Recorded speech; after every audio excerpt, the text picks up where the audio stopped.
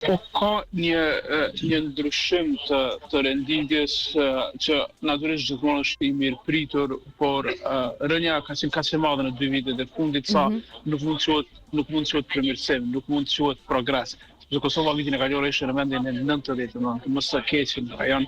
dhe këtë vit është në vendin e 84. Një renditje më e mirë për 15 vende,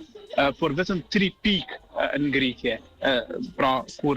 reporterët pa kufi i bëjnë matjet, ngritja është vetëm 3 pikë, por 15 vende, dhe kjo lidhet nga ajo çfarë kanë thënë edhe zyrtarët e RSF-s dhe çfarë kanë shkruar,